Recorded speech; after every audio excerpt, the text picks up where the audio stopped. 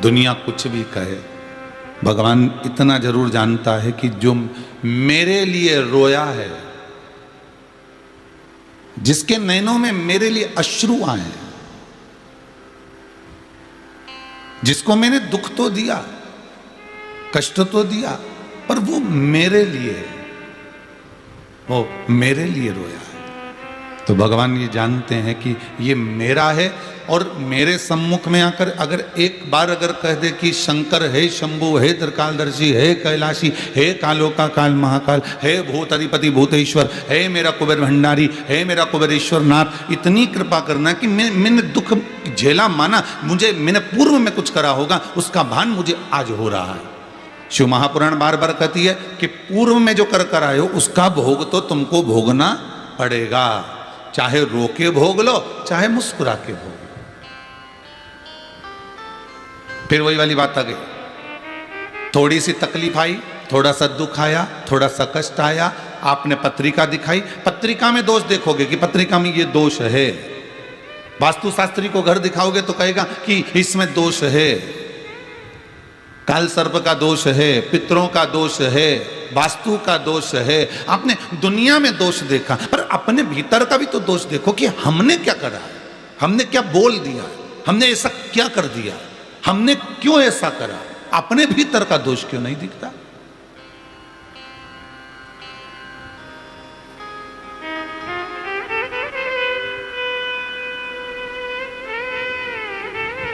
भाई,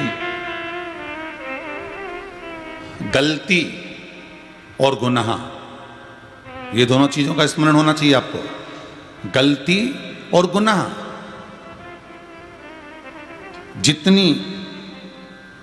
जितने लंबा सफर करते हैं, ये ध्यान दीजिएगा, गलती और गुनाह ये जितना लंबा सफर करेंगे, गलती आपने छुपा ली, छुपा कर रख ली और उसका लंबा सफर चल रहा है, गुनाह तुमने कर लिया और छुपा लिया और लंबा सफर चल रहा है। ये गलती और गुनाह जितना लंबा सफर करते हैं उतना वापिस आने में देरी होती है महाराज,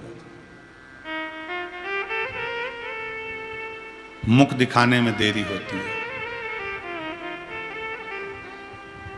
गलती और गुनाह,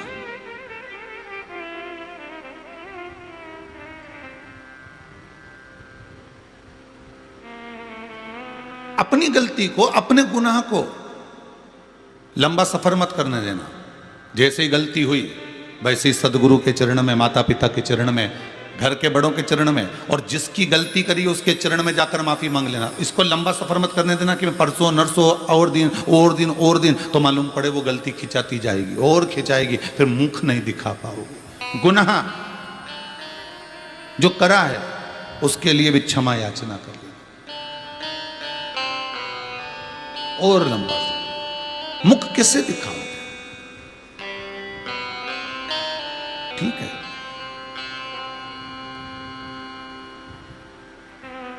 कर्म का भोग है, मनुष्य को भोगना है। जैसा मानव का शरीर मिला है वो तो ये मन के अनुकूल हम अपनी जिंदगी, वो कहते हैं एक ट्रेन रास्ते में चलते चलते बंद हो गई।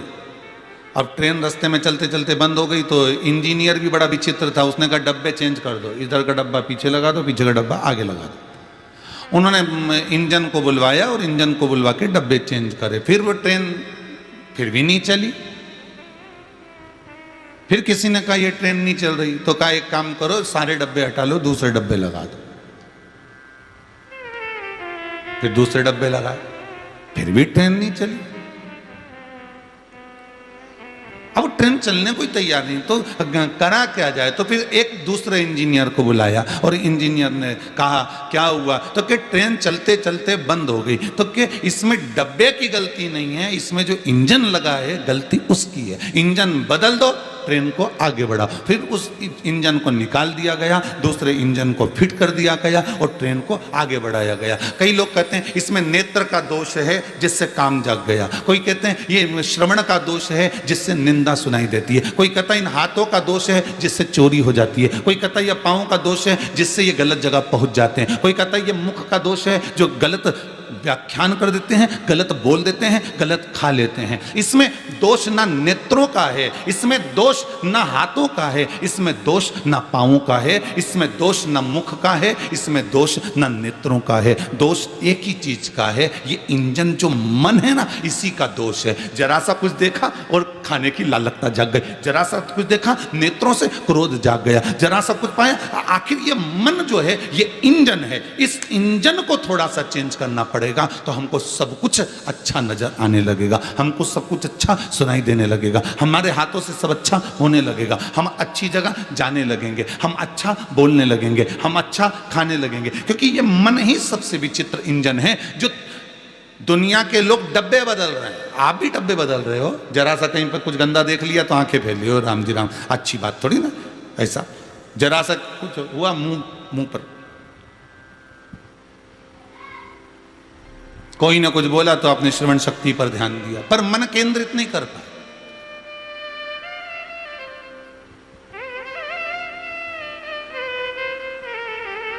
हमने दुनिया को बदलने का प्रयास करा पर अपने आप को नहीं बदल पाए।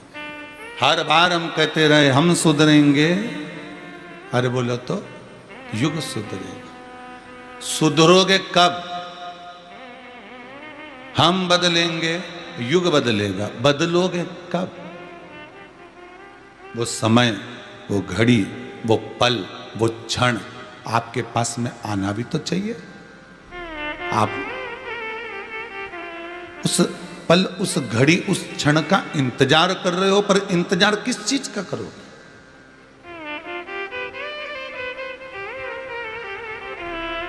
बदल लो इस मन को, बदल। और ये मन जब बदल गया, ये चित्त, ये वृत्ति जब व्यक्ति की बदल जाती है तो चाहे कितनी भी गलत संगति सामने आ जाए तो भी वो गलत नहीं कर पाता। विभीषण और केकई, विभीषण और केकई इसका उदाहरण है। लंका में विभीषण रहते हैं, चारों तरफ राक्षस राक्षस रहते हैं, अपशब्द कहने वाले, ताने देने वाले, मदिरापान करने वाले, मांसाहार करने वाले, भक्षण करने वाले, वैश्यावृत्ति करने वाले, जुआ खेलने वाले, सारे उस लंका के अंदर निवास करते थे। इसके बाद भी विभीषण में कोई आदत आई क्या? अरे बोलो तो नहीं।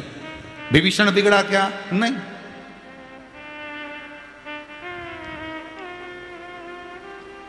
विभीषण के भीतर कोई गलत संगति आई? नहीं।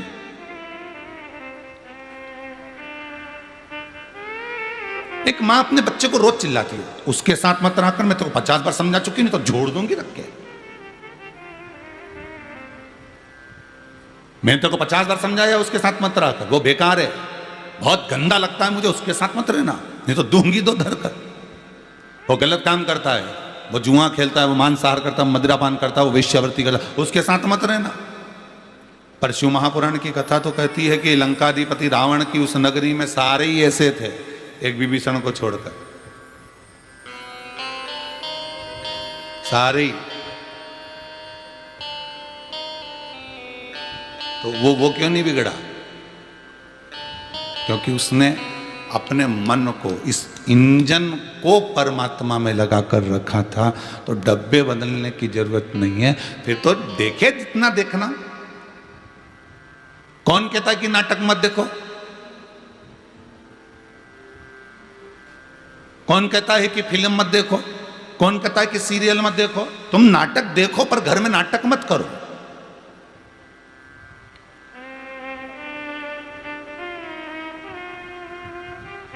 तुम पिक्चर देखो, पर चरित्र का फ्रैक्चर मत करो। खूब देखो, जितना देखना देखो, पर इस चित्त वृत्ति में, इस इंजन को जरा ध्यान रखना। इंजन बेकार हो गया। ये नेत्र नहीं, ये श्रवण शक्ति नहीं, ये मुख नहीं, ये हाथ नहीं, ये पैर नहीं, ये इंजन को सुधारना है। और इंजन सुधर जाए तो ठीक है, नहीं तो जो इंजन का मालिक है नहीं, उससे कह दो, वही परमात्मा से कि ये मन तूने जो दिया है नहीं, बड़ा बेकार दे दिया साहब है। इसको क्यों कि ये गलत सामान मत खा, तो भी दे के सुबह के टाइम तो पहुंच ही जा। सुबह नहीं पहुंचे तो रात के पहुंच जाए। तो भगवान से प्रार्थना करो कि मन तूने बड़ा विचित्र दे दिया, इंजन बड़ा गड़बड़ दे दिया, मैं क्यों कि ये गलत चीज मत देख। इसके बाद भी ये नेत्र पहुंच जाते, जान कर करके वो व्हाट्सएप खोलने में आ जाएगा और ये नहीं पढ़ना अपन को मैसेज किसी का, फिर भी वो हाथ में आ जाएगा। नहीं देखना, ये नेत्र का दोष नहीं है, दोष किसका है? अरे बोलो जम के, ये मन का।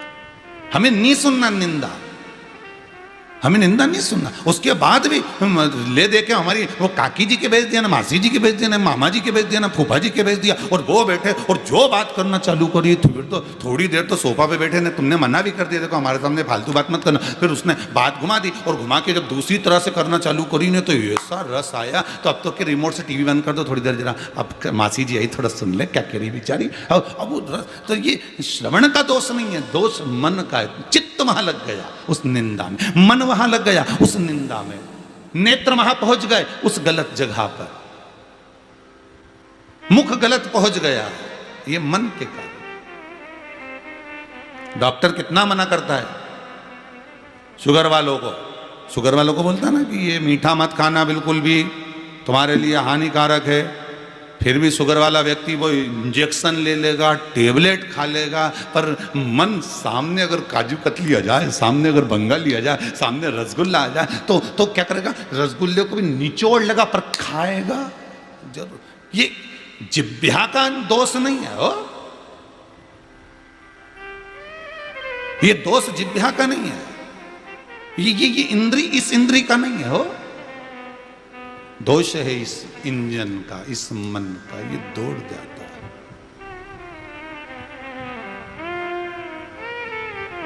बस ये मन सब दूर जाता है, पर ये मन परमात्मा के आगे झुक नहीं पाता है। अभिमान, अहंकार, अभिमत्ता, अहमता भगवान के सामने झुकने नहीं देते।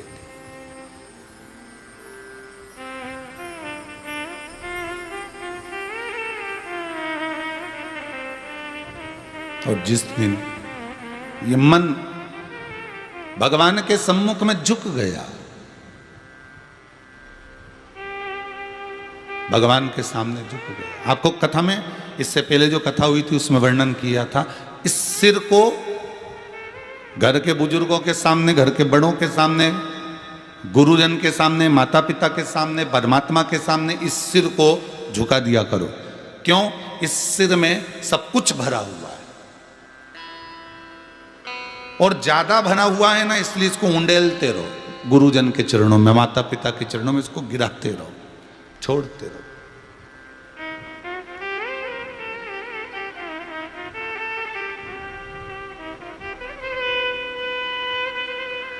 ये मन शिव के चरणारविंद में रहो, तो इसको झुकाने की आदत डाल, मन झुकता ही नहीं।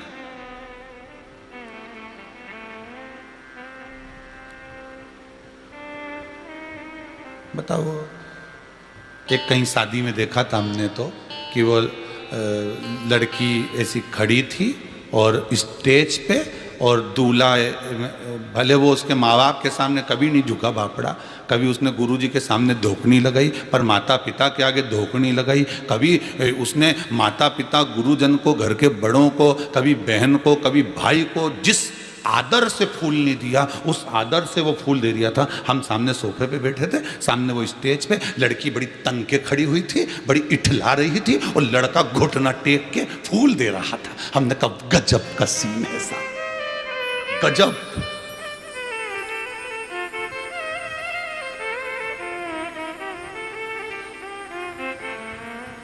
अब मन में ऐसा आया तो हमने उनके रिश्तेदारों से कहा क्यों रे, ए बबलू इधर आ। तो बबलू बोला हाँ गुरुजी क्या? हमने कहा इन दोनों की पटेगी अच्छी रहे हो, बहुत जोरदार पटने वाली। जब लड़का आज ही इतना समर्पित हो गया बेचारा है, गुलाब का फूल दे रही आप घुटना झुका के, जो अपने माँ बाप के आगे नहीं झुका, जो कभी है गुरुजन के आगे नहीं झुका, ऐसा घुटना झुका के गुरुजी के प्रणाम करे तो यूं कर दे, मम्मी पापा बोले हाय, और वो आज घुटना झुका के अगर गुलाब का फूल दे रहा है तो इन दोनों में पटेगी जरूर हो। और मालूम पड़ा 3 महीने बाद तो तलाक हो गया।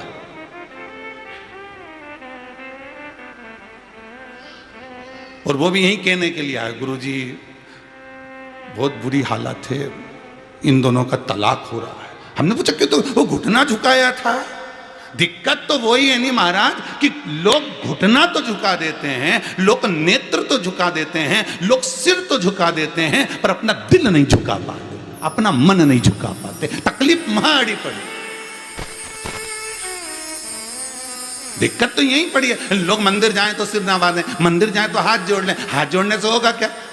ऐसा हाथ तो कोई भी जोड़ ले। मंदिर जाए तो भगवान का दर्शन करते करते जाए, गाड़ी चलाते जा रहे हो वहीं से यूज कर रहा है तो यूज तो कोई घोड़ा गधा भी निकले तो वहां से यूं देखता जाए कि रोटी मिलेगी, गाय भी निकले तो यूं देखता जाए। और यूं के हम तो भगवान को रिझा रहे, तो तुम्हारे सिर झुकाने से कुछ नहीं होगा, तुम्हारे हाथ जोड़ने से कुछ नहीं होगा, तुम्हारे नेत्र झुकाने से कुछ नहीं होगा। शिव महापुराण की कथा कहती है मंदिर में ढेर आते हैं ऐसे, और हजारों लोग दिन भर महाकाल का दर्शन करने के लिए, विश्वनाथ का हजारों लोग दर्शन करने के लिए आते हैं। इस कुबेरेश्वर धाम में भी ढेरों लोग दिन भर में आते हैं और प्रणाम करने के लिए आते हैं, नमन करने के लिए आते हैं। भले कुबेरेश्वर धाम में भगवान नहीं बैठे पर भूमि को नमन करने आते हैं, पर उनकी चित्तवृत्ति में आएंगे, देखेंगे, हाथ जोड़ेंगे, पांव पड़ेंगे। इससे भगवान को तो मालूम है कि जो मेरे पास में आया है तो वो तो करेगा। तुम किसी एसपी के पास जाओ, कलेक्टर के पास जाओ तो वो तो पूछेगा सर आ जाऊं, अंदर आ जाऊं, प्रवेश कर जाऊं? हाँ सर, सर सर करके बात करेगा, उसको मालूम है इससे सर सर करना पड़ेगा। पंडित जी से कोई बात करेगा तो सर करके करेगा क्या? गुरुदेव, पंडित जी, महाराज जी, इस तरह से बात करेगा। तो सबका बात करने का तरीका, तो जो मंदिर जाएगा उसको तो प्रणाम करना ही पड़ेगा, जो मंदिर जाएगा उसको हाथ तो जोड़ना ही पड़ेगा, जो मंदिर जाएगा वो दिया तो लगाएगा ही सरी, जो मंदिर जाएगा एक लोटा पानी तो चढ़ाएगा ही सरी, जो मंदिर जाएगा तो फूल भी चढ़ाएगा, जो मंदिर जाएगा तो बेलपत्री भी चढ़ाएगा। तो ऐसे तो दुनिया का हजारों लोग आता है, सब आते हैं भगवान के, ऐसे तो तू भी आया, पर यहाँ झुका तो सरी, तू सिर भी नवाया, तूने हाथ पैर भी झुकाया, पर दिल नहीं झुका पाया, मन नहीं झुका पाया। इस चित्त को, इस वृत्ति को, इस मन को, इस हृदय को, इस दिल को तू घर में बैठकर भी मुझे नवा लेता तो भगवान के तो मंदिर आकर ही दिखावा करने की जरूरत ही नहीं पड़ती। तू दिल तो नवा, मन तो झुका, इस चित्त को तो नवा। ने घुटना टेक रिया है, फूल दे रिया, उसके बाद इतना झगड़ा कर रिया तो अब कहाँ जाएगा? तो लोगों के भी लगेगा ना कितना अच्छी जोड़ी है साहब, फोटो भी खींचा, यानी ऐसा कैमरा भी लगा था वहाँ तो खूब जोरदार, तुम देखना टीवी भी बनी, खूब फिल्म भी बनी, सब कुछ हुआ। अब अपन तो यही सोचेंगे कितनी अच्छी जोड़ी है, सामने सिर घुटना नवा के फूल दे रिया है, जो अपने माँ बाप को कभी नहीं दिया इसने, कभी प्रणाम नहीं करा इसने, और वो घुटना अपनी उसको फूल दे रिया है जिसको अभी 2 महीने 1.5 महीने से ही मिला है, और इतना नवा के दे रहा है। तो मन में तो आएगा कि इन दोनों में कितनी अच्छी बनेगी, भगवान की कृपा रहे, इन दोनों की जोड़ी अम्मा। पर बात जरा सी बात में झगड़ा होए और ऐसे झगड़ा होए तब समझ में आए तो ये गुलाब का फूल गड़बड़ कर गया। वो इसीलिए उसने डंडी वाला फूल दिया था कि इसमें कांटे लगे, ले पकड़ ले, तब समझ में आया कि इसमें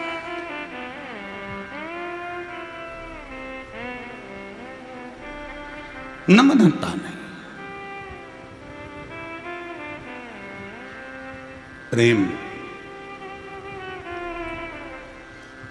और जो एक बार दिल से झुक गया, मेरे काल अधिपति महाकाल के चरणों में जो एक बार दिल से झुक गया, दिल से जो झुक गया, तो मेरा काल अधिपति महाकाल फिर उस पर जो कृपा करता है वो अलग।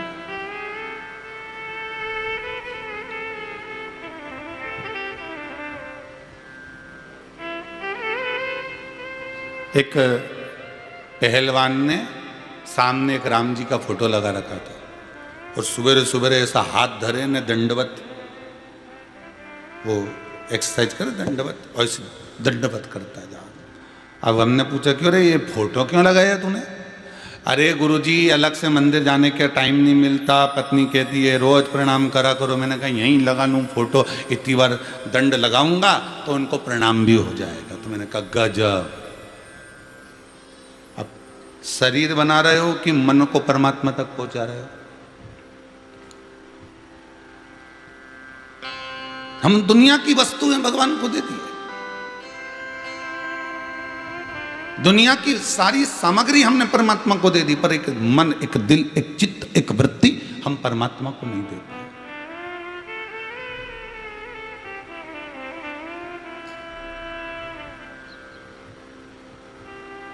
महाराज,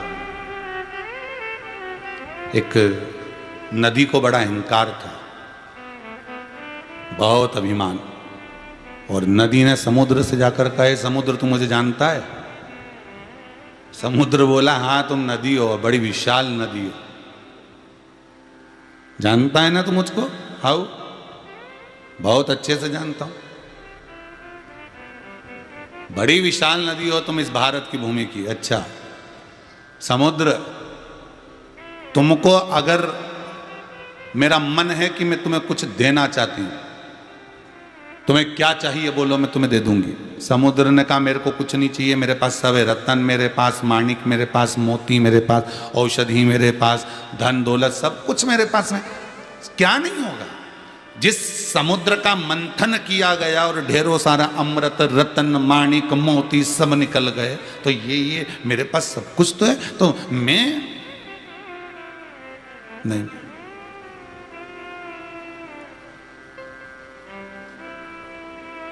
मुझे कुछ नहीं चाहिए। नदी ने कहा समुद्र, मैं तुझसे बार बार कर रही हूं, तुम मुझसे कुछ मांग ले। समुद्र ने देखा नदी को कितना अहंकार है, बड़ा अभिमान नदी को था। तुम मुझसे कुछ मांग ले। नहीं, मुझे कुछ नहीं मांगना। फिर भी नदी ने कहा कुछ तो मांग ले। तब समुद्र ने कहा इसका अहंकार तो तोड़ना पड़ेगा। तो समुद्र कहता है एक काम करो, तुम मुझे हरी हरी दूबा ला कर दे दो, दुर्बा ला कर दे दो, घास ला कर दे दो। नदी ने कहा क्या रे समुद्र, तू भी मांगा तो क्या मांगा, दुर्बा और घास? वो तो मेरे घाट पे लगी ढेर सारी दूबा, मेरे दोनों घाटों पर ढेर सारी घास दूबा लगी, अब भी तोड़ के लाती। और नदी ने अपनी पानी की लहर जो घाट पे चढ़ाई और चढ़ाते सी उस दुर्बा को, उस घास को तोड़ने लगी। इतने में घास और दुर्बा जो लगी थी, उस पे जब पानी चढ़ा, जैसे ही पानी गया तो दुर्बा और घास नीचे झुक गई। जैसे ही झुकी नदी उसको उखाड़ नहीं सकी। बार बार नदी के पानी ने प्रयास करा पर वो उखाड़ नहीं सकी, उसको ला नहीं सकी, ना दुर्बा को ना घास को, उखाड़ ही नहीं पाई।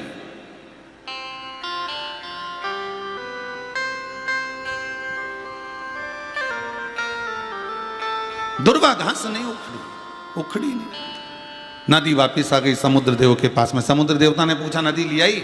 नदी बोली दूसरी चीज मांग लो। समुद्र ने पूछा क्यों? नदी बोली उसको तो मैं उखाड़ ही नहीं सकी। समुद्र देव बोले वो नदी अच्छे से सुन लेना, जो दुनिया में झुकना सीख गया, किसी के पितासीनी में दम नहीं है कि उसको उखाड़ सका। बहुत ध्यान दीजिए, जो दुनिया में झुकना सीख गया उसको संसार का कोई व्यक्ति उखाड़ नहीं सकता।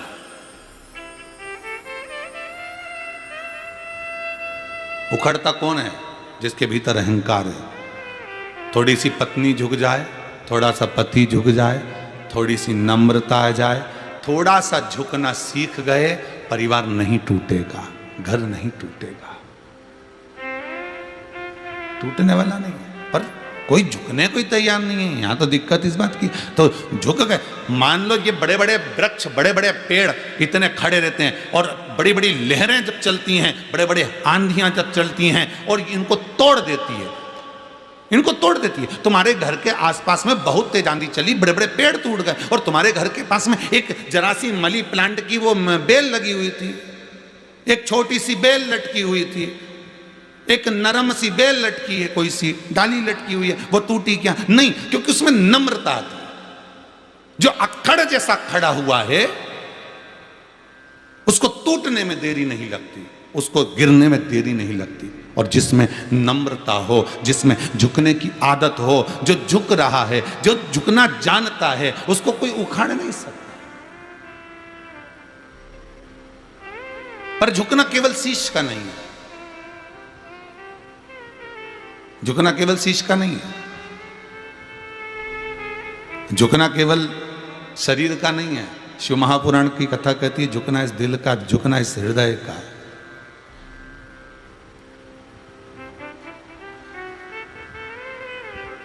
झुकना इस चित्त वृत्ति का।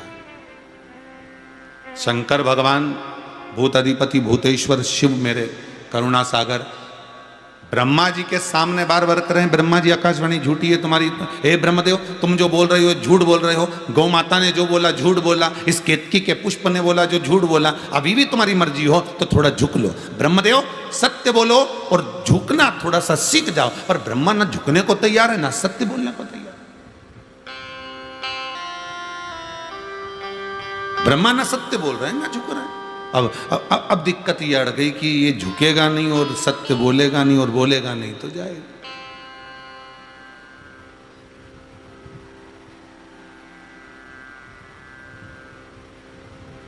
थोड़ा सा बोलकर परमात्मा के सम्मुख में, महाकाल राजा के सामने, शंकर जी के सम्मुख में जब मंदिर में पहुंचो ना आप, तो थोड़ा सा दिल से झुकना है, केवल सिर मत झुकाना है। कई लोग होते हैं जो वहां पर मंदिर में जाते हैं ना, तो एक आध कोने में जाकर, साइड में जाकर बैठ जाते हैं। वो भले पानी नहीं चढ़ाए, वो भले दिया धूप बत्ती नहीं लगाए, वो भले माला पकड़ के भी नहीं बैठे ना, तो साइड में बैठे बैठे बस भगवान शंकर के सामने वो दिल से झुक रहा है। तुम में और तुम्हारे पति में जमीन और आसमान का अंतर है। पत्नी पूजन करती है तो मन में सोचती है कि मेरे साथ पति पूजन में बैठे, और पति के मुझे ये फालतू का नाटक आता नहीं है। दिक्कत वहां भी है।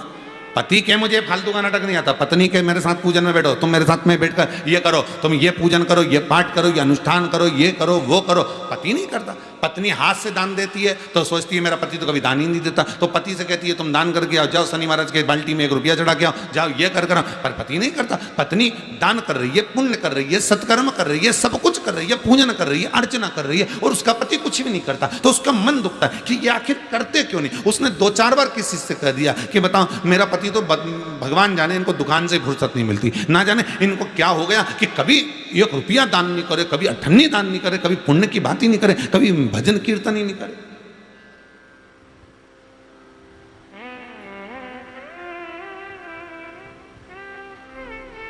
कभी सत्कर्म करता ही नहीं महाराज। अब दोनों में अंतर क्या है? पत्नी दिखावा कर कर दे रही है, पत्नी दिखावा कर कर भजन कर रही है, और पति दिखावा नहीं करता। कोई आ गया ऐसा जिसको जरूरत है तो वो दुकान पे से ही ऐसी व्यवस्था कर देता है कि तुम्हारे सामने तक बात ही नहीं आने देता। और तुम किसी को अगर देती हो ना तो 50 लड़के के बता रहे पीछे इतनी रो रही थी रे, आज आई थी ऐसी रो रही थी, हमारा तो दिल पसीज गया, फिर मैंने तो एक साड़ी धरी थी ने दे दी। अब ये कहने की क्या जरूरत थी, तुमने दे दी, और इतना बोलने की क्या जरूरत थी कि रो रही थी कि गा रही थी, ये बोलने की क्या। पति के सामने भी कोई आया होगा, पति के सामने भी कोई रोया होगा, पति के सम्मुख में भी आकर किसी ने कुछ कहा होगा, पति के सम्मुख में भी आकर किसी ने मांगा होगा, पति के सम्मुख में भी आकर कोई बोला होगा, पर उसने ये कहा कि बहुत रो रहा था बेचारा, ऐसा करा वैसा नहीं। उसको ये ढोंग, ये प्रपंच पसंद ही नहीं है। वो तो सीधी बात करता है, जरूरत है देख लेगा, हाँ जरूरत है। वो ये भी जानता है कहीं मालूम पड़े दिया और ले गया और मदिरा की दुकान पे पहुंच गया, मांसाहार कर लिया, वेश्यावृत्ति कर ली, तो वो ये भी देख लेता, वो देख लेता। बहुत जरूरी है और सही में जरूरत है तो पति तुरंत व्यवस्था कर देता है। और रात को आके तुमको बोलेगा भी नहीं, शाम के टाइम आया खाना खाने तो भी नहीं बोलेगा, बस वो तो व्यवस्था कर दिया उसने, फिर बोलेगा नहीं। व्यक्ति की नेकी, व्यक्ति की अच्छाई, व्यक्ति का सत्कर्म कब नजर आता है? जब व्यक्ति चला जाता है, घर में रोने वाले रोते हैं और दूसरा आकर कहता है साहब ऐसा व्यक्ति नहीं मिलेगा जिसने साहब मेरी पढ़ाई का खर्चा उठा लिया था, एक बार की बात है ऐसा हो गया, उसने मुझे ऐसा कर दिया, उसने ऐसा कर दिया, उसने वैसा कर दिया। इसके जाने के बाद लोग कह रहे हैं कि उसने ऐसा करा, उसने किसी से नहीं कहा, पर उस दुनिया कह रही है। और आप थोड़ा सा कर दुनिया में डोंडी पीट दिए, इतनी डोंडी पीटी, इतना कहा कि लेने वाले कोई शर्म आ गई, तो उसने कहा दादा कहां ले लिया, मैंने तो आफत कर ली लेके। सुख मूल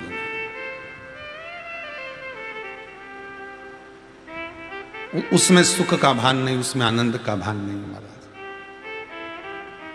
महाराज। जितना मन पवित्र होगा उतना ईश्वर को मिलने में देरी नहीं होगी, उतना जल्दी मिल जाएगा।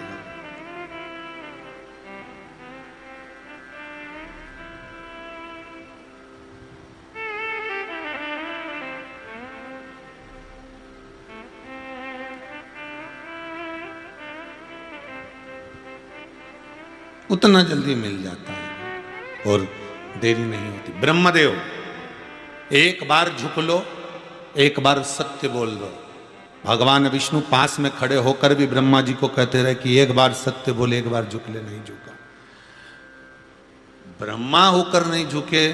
आगे कथा आती है, देव ऋषि नारद ने तप किया, साधना करी, इतनी साधना करी, इतना तप किया, इतना तप किया। शिव महापुराण की विद्येश्वर संहिता कहती है तप साधना में देव ऋषि नारद डूब गए और ब्रह्मा स्वयं कामदेव आए और कामदेव पर विजय प्राप्त कर ली देव ऋषि नारद ने। जिस कामदेव को शंकर नहीं जीत पाए थे, उस कामदेव को देव ऋषि नारद ने जीत लिया। और ये जीतने का जो अहंकार था वो सामने आ गया, अहंकार सम्मुख में आ गया।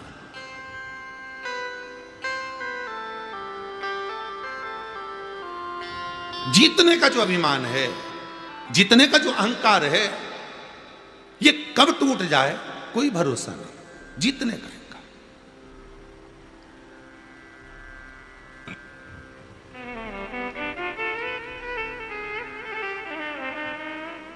देखो साहब, हमने मकान बनाया, कितना जोरदार बनाया। इसमें जो पत्थर लगाया है, ऐसा टाइल्स, ऐसा पत्थर तो कहीं नहीं मिले। हमने तो ऑर्डर दे के बुलवाया। हो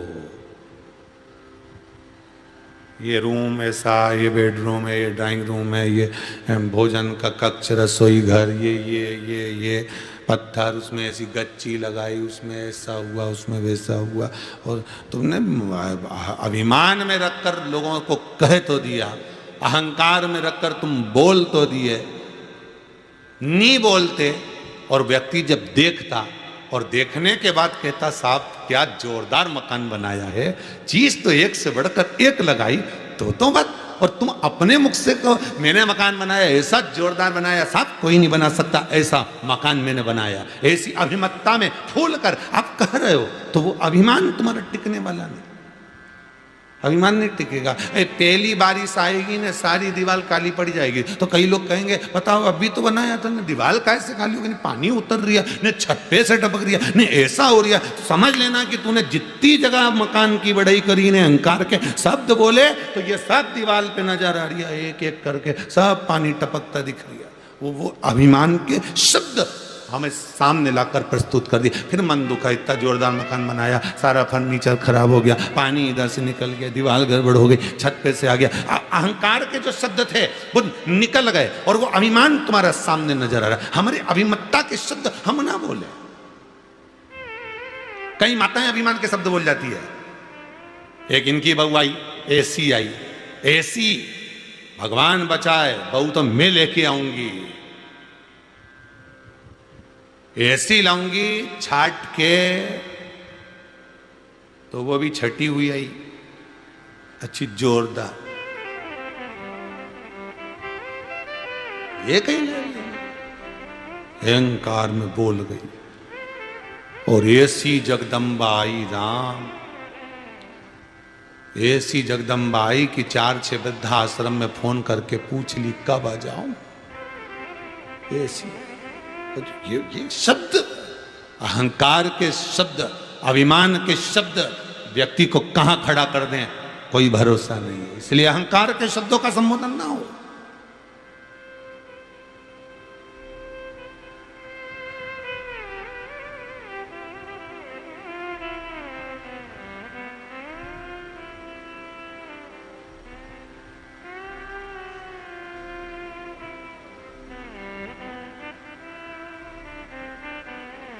एक तो तेरे तन की भस्मी,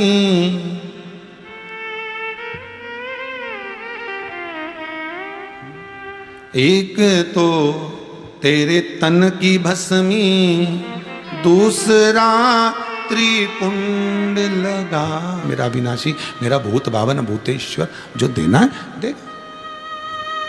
पर पार्वती जी बोली कम से कम एक काम तो करो कि जो ये लोग आते हैं इनको आंखों से देख तो लिया करो। शंकर भगवान बोले जिसको देखना होता हम देख भी लेते हैं, ऐसा नहीं कि नहीं देखते।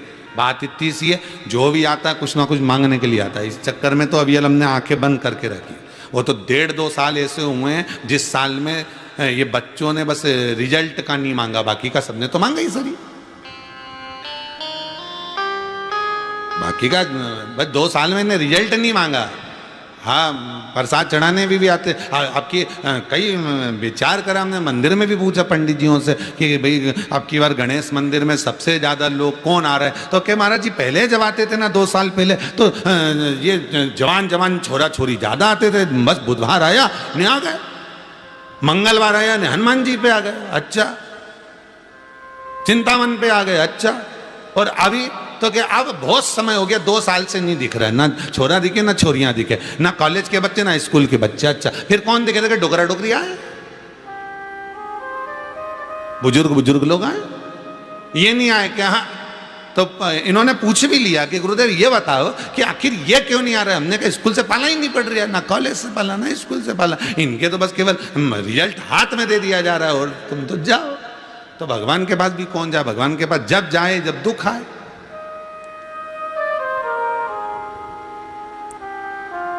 अभी सीए का रिजल्ट आन दो या इंजीनियरिंग का रिजल्ट आन दो या कोई सी कंपनी का रिजल्ट आन दो, फिर देखो मंदिर में भी अपार भगवान भगवान भगवान भगवान भगवान। वो तो सरकार का भला हो जिन्होंने कोरोना महामारी में मंदिर भी एक साथ बंद कर दिए, नहीं तो लोग जिनके यहाँ के लोग बीमार पड़े रहते दौड़ के मंदिर में पड़े रहते हैं। भगवान भगवान बोलते अच्छा हुआ तुम भी बंद हम भी बंद, अब घर में भजन करो, अब करो घर में भजन। अब यहाँ देखिए अब कितना सुंदर संवाद आया शिव महापुराण का। इस संवाद को समझना। मंदिर जाते तो क्या करते? सिर नवाते। मंदिर जाते तो क्या करते? हाथ जोड़ते, दिया लगाते, अगरबत्ती लगाते, धूप बत्ती लगाते, चरणों को प्रणाम करते। घर में रहकर क्या करोगे? शिव महापुराण की कथा कथी, घर में रहकर तुम दिल से नमन करोगे, और शिव को वही प्रिय है। तुलसीदास जी कहते कलयुग केवल नाम आधार। घर में रहोगे तो क्या करोगे? घर में रहकर तुम भजन करोगे, श्री शिवाय नमस्तुभ्यम। अब घर में रहकर जो उपाय कर सकते हो, ना तुम पीपल के पेड़ के नीचे जा सकते हो, ना तुम बेलपत्री के पेड़ के नीचे जा सकते हो, ना तुम मंदिर जा सकते हो, ना तुम तीरथ जा सकते हो। तो करोगे क्या? अगर घर में कोई व्यक्ति बीमार पड़ा हुआ है तो तुम घर में ही श्री शिवाय नमस्तुभ्यम का जाप करोगे, स्मरण करोगे। एक ये कोई ने भेजा, सुनंदा राउत हड़पसर पुणे से हैं ये, इन्होंने एक पर्चा भेजा है। इनका कहना है गुरुदेव कोरोना महामारी में बीमार पड़ गई थी और ऐसे बीमार पड़े कि शुगर भी, बीपी भी, सारी बीमारियां ऐसी कोई नहीं जो मेरे शरीर में नहीं, सब कुछ था। और डॉक्टर ने भी कह दिया चांस बहुत कम है, पर बाबा की कृपा ऐसी रही, घर के लोग घर में जपते रहे और मैं हॉस्पिटल में जपती रही। अब इसको कहते हैं दिल का नमन, इसको कहते हैं नतमस्तक हो जाना। केवल झुकने को नतमस्तक नहीं कहा, केवल दंडवत करने को नतमस्तक नहीं कहा। नतमस्तक हो जाना मतलब मस्तक विहीन, अहंकार विहीन, अभिमत्ता से विहीन।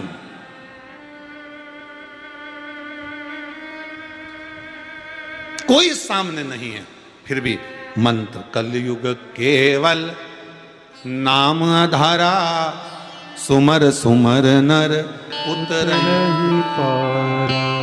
नतमस्तक हो जाए।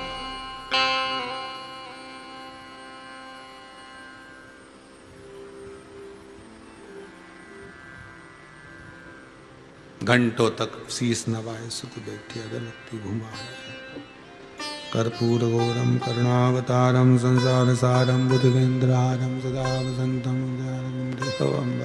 सहितम नम। भगवान बोले अगरबत्ती तो घुमा रिया है, मन को तो घुमा मेरे चरणों में। केवल अगरबत्ती घुमाने से भगवान नहीं मिलता। भगवान कह रहे हैं इस मन को नवा, इस मन को मुझ में लगा।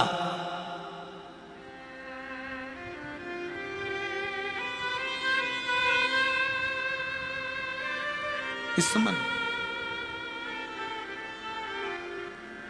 दिल से फेरे लगाना चाहता है किसी दूसरे के साथ और मन से फेरे लगा रहा है हनुमान जी के, इस शरीर से फेरे लगा रहा है हनुमान जी के,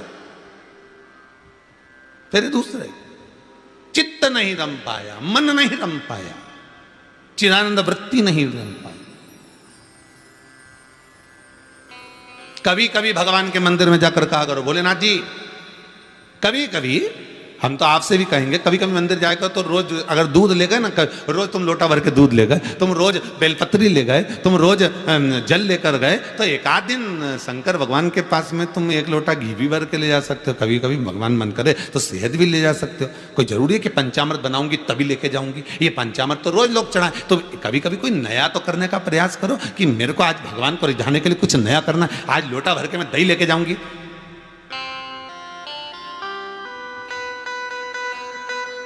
कभी कभी नया करने के लिए मैं पेड़ों की पत्तियां तोड़ के ले जाऊंगी भगवान का। रोज माला तो रोज ले जाती, फूल तो रोज ले जाती, आज पत्ती तोड़ के ले जाऊं सारी दुनिया की, और सब पेड़ पौधा की पत्ती तोड़ तोड़ तोड़ तोड़ तोड़ तो भगवान के मंदिर पहुंच गई। आज कौन तारीख हो गई है? 9 हो गई होगी, 7, 8, 9 तारीख। कल ही का दिन बीच में पड़ा अमावस्या का, एक आज भी अमावस्या, कल भी स्नान दान अमावस्या। दोनों अमावस्या का बड़ा विधान है महाराज। 4 नवरात्रे होते हैं तो 4 अमावस्या होती हैं श्राद्ध पक्ष की। कल है वो स्नान दान अमावस्या, श्राद्ध पक्ष वाली।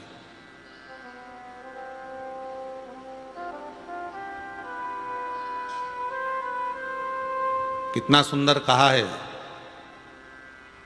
गरुड़ पुराण में वर्णन आता है कि कभी कोई नहीं प्रबल है।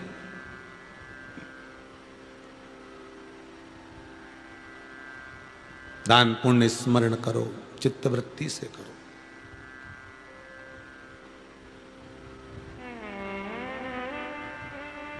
दिल से।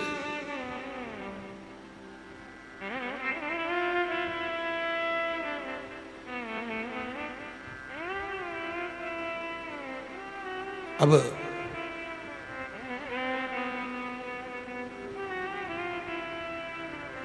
माता जानकी जी ने वाल्मीकि बाबा से पूछा, गुरुदेव एक बात पूछना चाहते हैं। बोलिए, क्या है? बात ये पूछना चाहते हैं गुरुदेव, मेरे प्रभु को देखे हुए बहुत समय हो गया, मेरे बच्चे भी मेरे पति को, मेरे प्रभु को नहीं देख पाए। गुरुदेव, अगर कोई पूजन ऐसी होती हो जिस पूजन से मेरा पति का मुझे दर्शन हो जाए या मेरा पति मुझे मिल जाए, एक बार उनका दीदार हो जाए, जो मुझे देखे नहीं है बहुत दिनों से, ना मैंने उनको देखा है, एक बार दीदार हो जाए, एक बार वापस मिलन हो जाए। जिस व्यक्ति का कोई कार्य सिद्ध नहीं हो रहा है, कोई कार्य अटक गया है, मिलन नहीं हो रहा है, कोई अदालत तक में बात पहुंच गई है और मालूम पड़े संबंध टूटने वाला है, लग रहा है कि ये ससुराल वाले नहीं रख रहे, या लग रहा है कि ये संबंध हमारा खराब होने वाला है, उस व्यक्ति को ये व्रत 9 दिन के धारण कर लेना चाहिए, जो माता जानकी जी ने वाल्मीकि बाबा से पूछकर करा था, जो माता सीता जी ने वाल्मीकि बाबा से पूछकर करा था। तो वाल्मीकि बाबा ने कहा, जानकी अये सीते सुनो, एक व्रत है, एक उपवास है, एक व्रत है, एक साधना है, अगर वो तुम कर लोगी 9 दिन तक तो ये पक्का है कि तुम्हारे पति का दर्शन तुम्हें हो जाएगा और तुम्हारे पुत्रों को भी तुम्हारे पति का दर्शन हो जाएगा, उनके पिता का दर्शन हो जाएगा। ठीक है, क्या उपाय? कहा शिव मंदिर में जाइए, पहले दिन 9 फूल कमल के हों, जो मिल जाए, परंतु एक जैसे फूल होना चाहिए। ये नहीं कि आज तुमने गुलाब का चढ़ाया, कल कमल का चढ़ा दिया, परसों गेंदा का चढ़ा दिया, नरसों चमेली का चढ़ा दिया, फिर रात रानी का चढ़ा दिया, ऐसे फूल ना चढ़ाए। एक जैसे फूल 9 दिवस तक। सीते, हे जानकी, हे पुत्री, शिव मंदिर में जाकर अपने पति का स्मरण कर कर, कार्य का स्मरण कर कर 9 फूल प्रथम दिन घी का दिया लगाकर आप भगवान शंकर को कामना कर कर समर्पित करती हो। दूसरे दिन वही फूल दुगने हो जाना चाहिए, 18। तीसरे दिन फिर 9 जोड़ लो, 27, फिर 9 जोड़ लो, फिर 9 जोड़ लो, जोड़ते जोड़ते 90 दिन 81। कितने हो गए? क्या ऐसे पुष्प शंकर भगवान को समर्पित करना।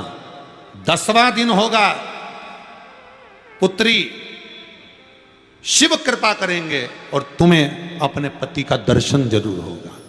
कर सकती हो? सीता जी बोली कर तो लूंगी, पर दिक्कत एक है। क्या? इतने में फूल चढ़ाऊं और फूल नहीं मिले तो? इतने में वहीं पर लव खड़ा हुआ था, पुत्र लव खड़ा हुआ था। उसने कहा मां चिंता क्यों करती है, फूल मैं ला कर दूंगा, तू तो बस व्रत धारण कर। यही गुप्त नवरात्रे का व्रत, इसी आषाढ़ी नवरात्रे का व्रत मां जानकी ने करना प्रारंभ करा। और पुष्प लाने के लिए लव जाता। पहले 9 फूल तो आश्रम में मिल गए, दूसरे 27 फूल, 18 फूल भी आश्रम में मिल गए। धीरे धीरे धीरे धीरे जब 5 दिन हो गए, पुष्प की संख्या कम पड़ने लगी, तो लव को मालूम पड़ा कि मेरी माता को पूजन करने में दिक्कत हो रही है, पुष्प नहीं मिल रहा है। चिंता मत कर मां, अब तो कहीं से भी ला कर दूंगा तो दूंगा। और गया लव, गया।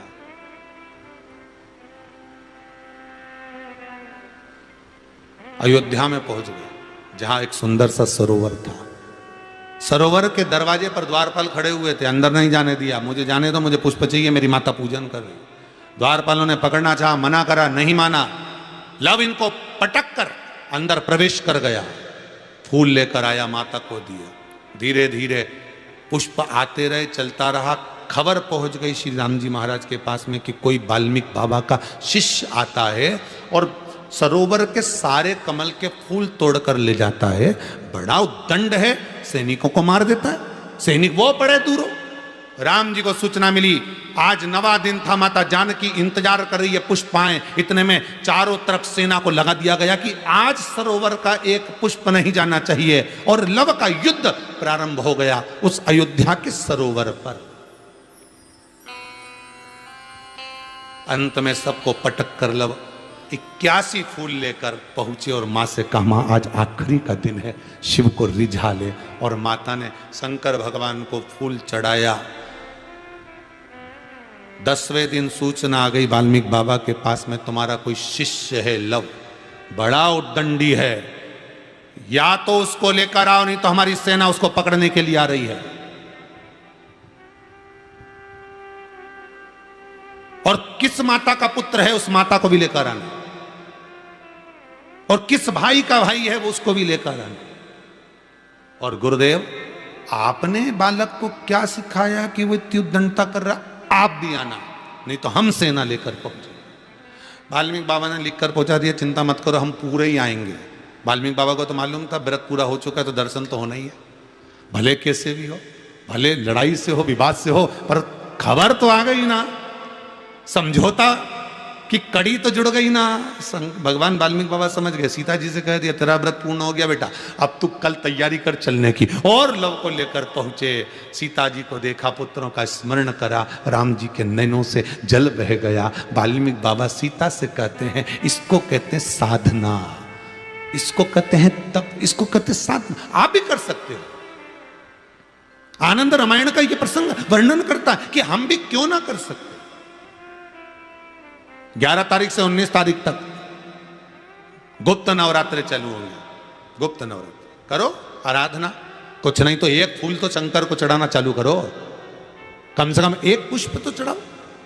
जिसको लगता है कि मेरे परिवार में कोई दूसरा व्यक्ति हस्तक्षेप कर रहा है, या मेरा पति किसी पर नारी के साथ में रह रहा है, या नारी किसी पर पुरुष के साथ में रह रही है, तो माखन थोड़ा सा प्रतिदिन मां जगत जननी के मंदिर में अवश्य समर्पित करें। 9 दिन तक समर्पित करोगे, कैसा भी दोष होगा, कैसे भी ग्रह होंगे, वो सब हट जाएंगे और जीव आपका होगा।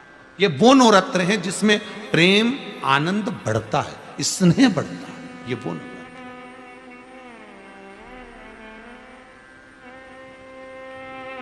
ये कोई साधारण नवरात्र नहीं है महाराज। भाई भाई में अगर द्वेष हो रहा है, विवाद चल रहा है, अदालत में बात चल रही है, कोई समझौता नहीं हो रहा, एक दूसरे से बातचीत बंद है, करो नवरात्र, यही गुप्त नवरात्र धारण करो। 9 दिन कुछ भी आप बाबा को पुष्प समर्पित करो।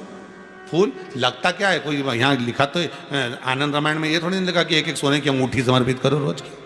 उनने तो लिखा पुष्प, केवल पुष्प, केवल पुष्प, इससे ज्यादा कुछ नहीं। भगवान को दीजिए। कोई कामना है आपकी नहीं हो रही, लग जाओ 11 तारीख से, कल की अमावस्या हो जाने दो, 10 तारीख 11 तारीख लग जाए, बाबा को रिझाओ, उसको मनाने का प्रयास करिए, प्रकट हो।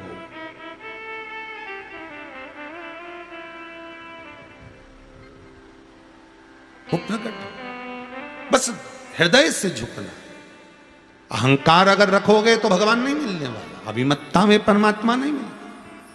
देव ऋषि नारद के भीतर अहंकार आ गया था, वो अहंकार इतना प्रबल था कि झुकने को नारद तैयार नहीं हुए। और देव ऋषि नारद को लोगों ने माला पिनाई, सारे 33 कोटि देवताओं ने आकर आदर करा, सम्मान करा, सत्कार करा, पुष्पों की वर्षा करी, बहुत गजब कर दिया नारद जी। जिसको शंकर जी नहीं जीत पाए उसको तुमने जीत लिया। नारद जी के मन में बस यही बात अड़ गई कि जिसको शंकर ने नहीं जीता उसको मैंने जीता, बस ये बात अड़ गई।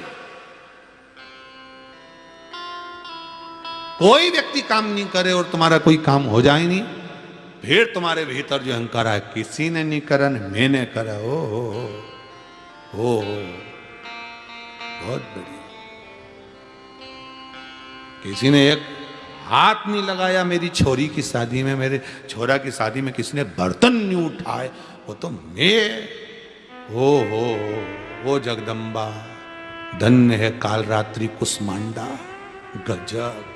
अब तूने ये किया कि किसी ने हाथ नहीं लगाया, एक रिश्तेदार नहीं आया, एक ने जरा सा बर्तन नहीं उठाया, वो तो मैं थी जो तक कर गई, तो तू थी। ये श्वास जब तक है, और श्वास मतलब शिव, श्वास रूपी शिव शरीर में है तो ये शरीर है, श्वास रूपी शिव निकल गया तो ये शरीर नहीं, शव है। तो तूने करा क्या?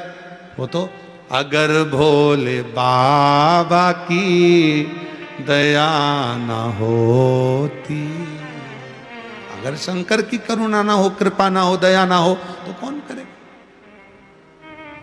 तुम्हें तो ये कहना चाहिए कि मेरे परिवार वालों ने हाथ नहीं लगाया, अच्छा हुआ, मेरे परिवार वालों ने बर्तन नहीं उठाया, अच्छा हुआ, मेरे परिवार वाले ने आकर काम नहीं करे, बहुत अच्छा हुआ, मुझे जिस शंकर पर भरोसा था उसने आकर सब कर दिया। तुम्हें यह अहंकार आना चाहिए कि वो कर गया है।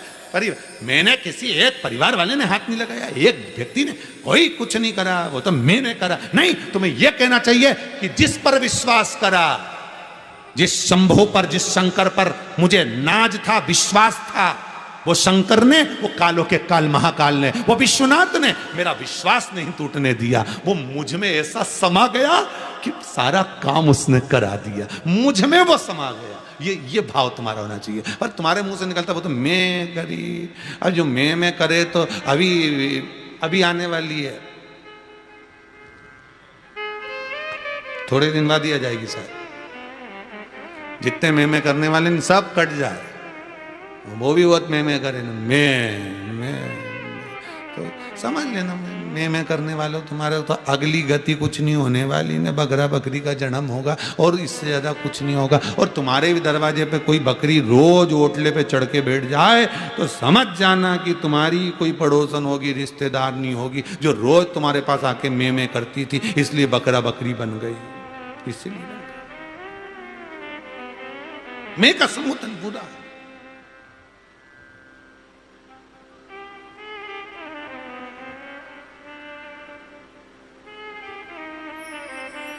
तीन सहेलियां आपस में बात कर रही थी, जाती जाती बाजार करने जा रही थी और आपस में बात करने लगी, यार ये मेरा पति तो इतना भुलक्कड़ हो गया जिसका मैं वर्णन नहीं कर सकती। उसने कहा क्या भूल गया? बताओ, परसों के दिन कथा में गया था, चप्पल भूल ही आया। हाँ। दूसरी बोली तेरा तो फिर भी सही है, मैंने तो मेरे पति से कहा था जाके बाजार से आधा किलो घी लिया, वो 1 किलो उठा ला, और क्या कि तूने 1 किलो का बोला था। अच्छा। तीसरी बोली तुम दोनों का तो फिर भी ठीक है, मेरा तो और ही गजब था, ऐसा भुलक्कड़ राम, मैं सब्जी के ठेले पे से आलू खरीद रही और मेरे पास में आके वो टमाटर खरीद लिया, और मुझको देखकर बोलता बहन जी तुम्हें कहीं देखा है? इससे ज्यादा भुलक्कड़ कौन होगा? तो दोनों बोली चोटी जूड़ा बांधती बांधती, फिर तो ठीक है तेरा, फिर तो ठीक है, हमारा तो इतना नहीं भूला, इतना नहीं भूला वो।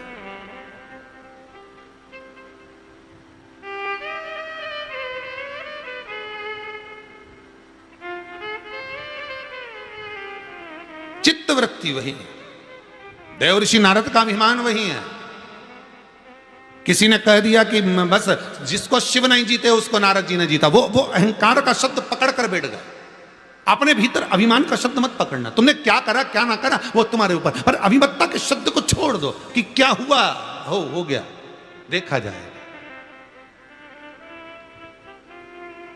वो हो गए। अब देवऋषि नारद इतनी सारी फूलों की माला पहनो, खूब जोरदार, खूब जोरदार फूलों की माला पहनाई। ये फुलाने वाले जो होते हैं नहीं, खूब माला माला पहनाते, जोरदार हो साहब, बहुत बढ़िया साहब, क्या साहब, क्या जोरदार साहब, माला पहना, खूब खूब पहना।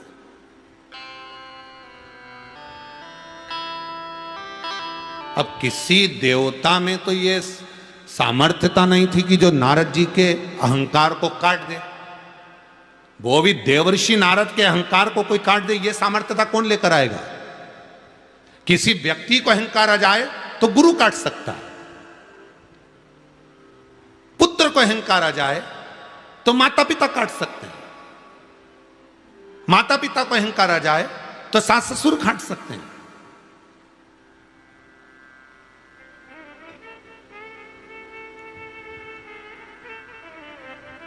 और मालूम पड़े इन सबको अहंकार न आया, पर गुरु को ही अहंकार आ जाए तो कौन काटेगा फिर?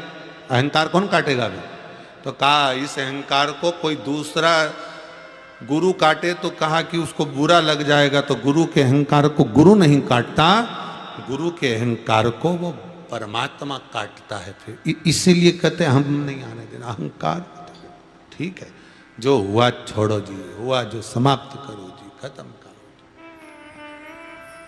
अहंकार को फिर परमात्मा काटता, और कैसे काटता वो वही जान सकता है।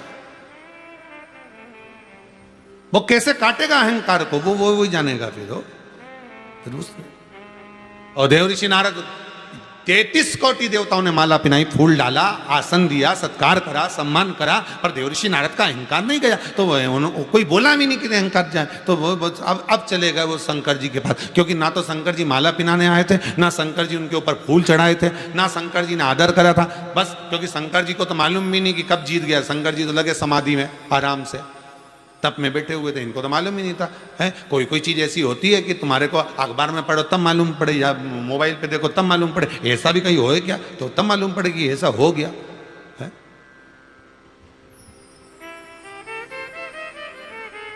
तब मालूम पड़ता कि ऐसा हो गया। अब देवऋषि नारद चले। अब देखिए देवऋषि नारद के मुख से क्या निकलना चाहिए था, क्या निकलना चाहिए? जो देवऋषि नारद प्रतिदिन कहते थे, वो देवऋषि नारद के मुंह से अब निकलना बंद हो गया। क्या? श्रीमन नारायण। अब नारायण नहीं निकल रहा, अब क्या निकल रहा देवऋषि नारद के मुख पे? अब देवऋषि नारद के मुख पे निकल रहा है, देखा मैंने काम को जीता है, देखा मैंने काम को जीता है। अब श्रीमन नारायण तो गया, अब इन्होंने छोड़ दिया श्रीमन नारायण। अब वो 33 कोटि देवता जप रहे श्रीमन नारायण श्रीमन, पर नारद जी के मुख पे नहीं आ रहे। इनके मुख पे तो वो अहंकार के शब्द समाये थे, वो भी मत नहीं निकले। पहुंच गए शिव जी के पास में। ओगड़दानी त्रिकालदर्शी शंकर, कैलाशी अविनाशी मेरे, भूत भावन भूतेश्वर कुबेर भंडारी मेरे विश्वनाथ, मेरा महाकाल राजा आलमस्त होकर बैठे हुए थे तब साधना में। देवऋषि नारद जैसे ही पहुंचे तो पहुंचते से ही जाते से ही कहा हर हर महादेव। जैसे ही हर हर कहा, शिव महापुराण की कथा कहती है कली काल में संसार में 84 लाख योनियां काटने के बाद जब मनुष्य की देह मिलती है तब जाकर मुख से हर हर महादेव निकल पाता। बड़ी मुश्किल से निकलता है हर हर महादेव। पहले हम भी हर बार कहलाते थे, हर थोड़ी देर में कथा में हर हर महादेव बुलवाते थे कि नहीं बुलवाते थे? आपने पहले की कथाओं देखना, यूट्यूब पे डली होगी। हर थोड़ी देर बाद बुलवाते थे हर हर महा। और हम कहते थे हर हर महादेव बोलो, दीन बंधु दयालु दया कीजिए, जो दोनों हाथ उठा के हर हर महादेव नहीं बोले उसको उठा लीजिए, हम ये बोलते थे। वो तो बेचारे एक दो लोगों ने मैसेज करा, पत्र लिख कर भेज दिया कि हम गाड़ी में कथा सुने, मोटरसाइकिल चलाते चलाते सुने, और तुम बोलो कि हर हर महादेव बोलो, नहीं तो उठा लेगा। अब बताओ हैंडल कैसे छोड़े? इसलिए योगा कर लिया है। अब कुछ ऐसी व्यवस्था, अब ये थोड़ा गड़बड़ हो गया महाराज, तो उन्होंने लिख के भेजा कुछ ऐसी व्यवस्था कर दो कि ये गाड़ी नहीं रोकना पड़े, क्योंकि हमको आप ही जाना रहता है। अब गाड़ी कितनी बार रोको? 3 घंटे की कथा में तो तुम्हारे थोड़ी देर में बोलते हर हर महादेव। अब इतनी बार गाड़ी भी रोको और पीछे कहीं का आ रही हो तो वो अपने को न समझे कि इसको भूत तो नहीं लगता, हर गाड़ी रोक कर चला। तो फिर विचार करा कि अब एक काम करेंगे कि कथा के शुरू में हर हर महादेव बोलेंगे और कथा के एंड में।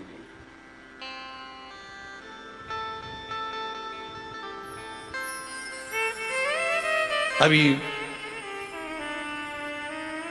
पिछली कथा के भी पिछली कथा, पिताजी जब देवलोक गमन हुए उसके पहले की, उस समय भी एक का पत्र आया था, गुरुदेव तुम्हारी ये 2 बजे से 5 बजे की कथा में हम बड़े परेशान हो गए। देखो पत्र होगा तो मैं कल दिखाऊंगा जरूर हो। हम बड़े परेशान हो गए और सबसे ज्यादा परेशानी हमारे पड़ोसी से हो गई। हमारा सोने का समय और ये टीवी की आवाज तेज करने का समय है, और तुम बोले इतनी तेज चलाना कि पूरे मोहल्ले में खबर हो जाए, और वो इतनी तेज चलना है कि पूरे कॉलोनी का लोग, और हमारे तो आफत, क्योंकि इसका दरवाजा और हमारा दरवाजा एक जैसा फ्लैट में, और इसी की आवाज हमारी घर में घुसे। 1 मिनट नहीं सो पाए 2 बजे से 5 बजे तक। अब आप बताओ क्या करें? तो हम निवेदन करें कि कथा का टाइम चेंज करो।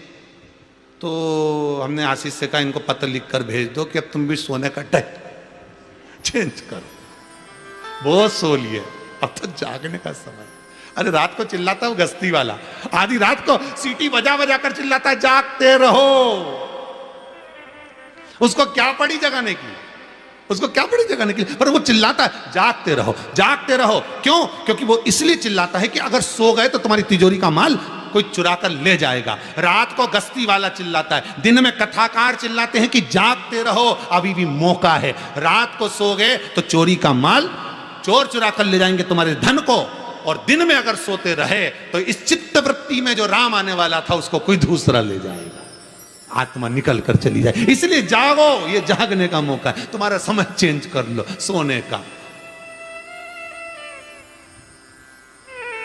चेंज कर लो।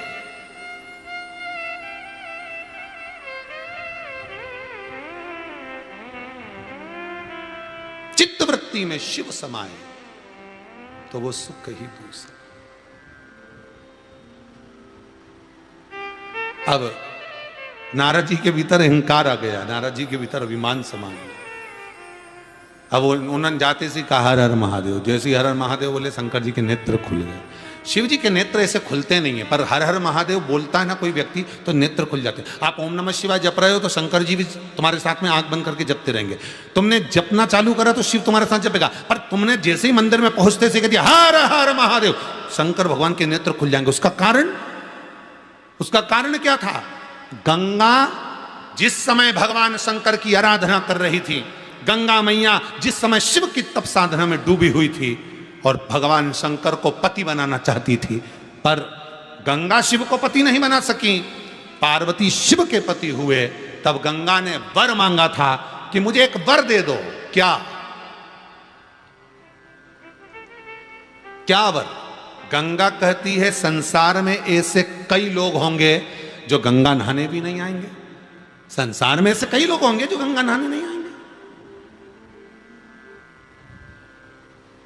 शिव मांस और हड्डी ये दोनों एक साथ गंगा में आ जाए तो समझ लेना पूर्वजों की कृपा है। क्या क्या चीज? जम के बोलिए जरा। मांस और हड्डी ये दोनों एक साथ अगर गंगा में आ जाए तो समझ लेना शंकर की कृपा है, पूर्वजों की कृपा है। नहीं तो दुनिया के लोगों की तो केवल हड्डी हड्डी आती है, मांस तो घर ही रह जाता है जल के राख, केवल हड्डी आती है। अगर कभी आप गंगा नहाए हो शरीर से जीते जी तो बड़े प्रसन्न होना, बाबा ने बड़ी कृपा करी कि गंगा नहा ली हो, बड़ी कृपा करी है भोलेनाथ जी ने गंगा नहा ली।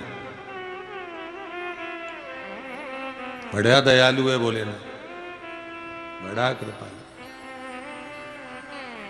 गंगा ने वर मांगा, क्या वर मांगा गंगा ने? गंगा ने एक वर मांगा, मुझे एक वर ऐसा दे दो कि व्यक्ति कहीं पर भी रहे और एक बार हर हर गंगे कह दे, हर हर महादेव कह दे, तो ही उसे गंगा के स्नान का पुण्य मिल जाए और मेरे भोलेनाथ का उसको दर्शन नेत्र खोल कर हो जाए।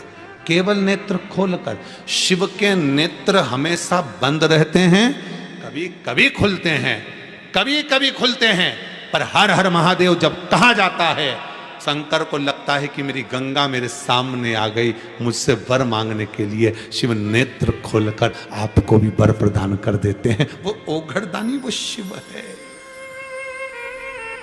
वो शंकर है।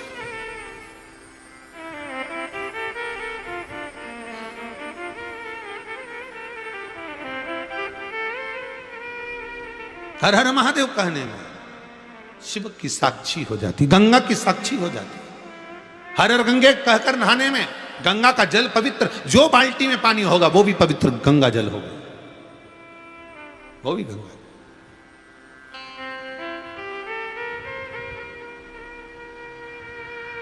महाराज देव ऋषि नारद ने जैसे हर हर महादेव कहा, हर हर महादेव जैसे ही बोला, शिव जी के नेत्र खुल गए। क्योंकि हर हर महादेव संबोधन ही ऐसा है। आप संबोधन करो, किसी मंदिर में जाना, लोग ओम नमः शिवाय जप रहे हो, कोई अनुष्ठान कर रहा हो, कोई पूजन कर रहा हो, और तुम मंदिर में जाते ऐसी घंटी भी मत बजाना, तुम तो बजाना ही मत ही, बस एक बार जम के दोनों हाथ उठाकर बोल देना हर हर महादेव। जितने जाप में लगे होंगे नहीं, आंख बंद करके भी, वो भी एक आंख खोल के देख लें कौन आई है। वो जब इतना सारा लोग आंख खोल के देख लेगा तो क्या महादेव नहीं देखेगा? प्रैक्टिकल करके तो देखो, एक बार प्रैक्टिकल जरूर करके देखो कि महाराज कहीं झूठ तो नहीं बोल रहा। होना चाहिए प्रैक्टिकल। एक बार एक महाराज जी प्रवचन दे रहे थे, प्रवचन में कह रहे थे मदिरा नहीं पीना चाहिए, शराब नहीं पीना चाहिए, ये गंदा नाली का पानी है, मत पियो, पियोगे तो बर्बाद हो जाओगे, गटर में पड़े रहोगे, नाली में पड़े रहोगे। उसी में महाराज का एक पहचान वाला बैठा था, उठ के खड़ा हो गया, ओ महाराज इतनी बड़ी बड़ी बात कह रही है, तेरा सग्गा भाई पी के तो नाली में पड़ा, उसको तो ज्ञान दे नहीं रिया और हमको ज्ञान दे रिया। महाराज जी को क्रोध नहीं आया, महाराज जी को बिल्कुल क्रोध नहीं आया। और महाराज जी उठकर क्या बोले, तो महाराज जी ने एक ही बात की, भैया देखो मैं भी प्रवचन दे रहा हूं, मेरा भाई भी प्रवचन दे रहा है, मैं मुख से समझा रहा हूं, मेरा भाई प्रैक्टिकल करके दिखा रहा है। अगर मुंह से समझ जाओ तो ठीक है, नहीं तो नाली में पड़ा है देख के समझ जाओ कि ऐसी गति तुम्हारी होगी। समझना तुमको, प्रैक्टिकल जरूर करो एक बार। किसी और वाले महाराज बोले शिव महापुराण में कुबेरेश्वर धाम, समझ, जब दुनिया देख सकती है तो महादेव क्यों नहीं देखेगा?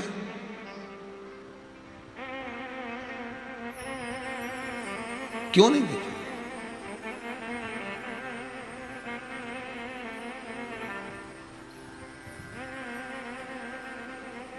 और शिव शंकर देव ऋषि नारद के सामने नेत्र खोलकर बोले, क्या चाहिए बोलो।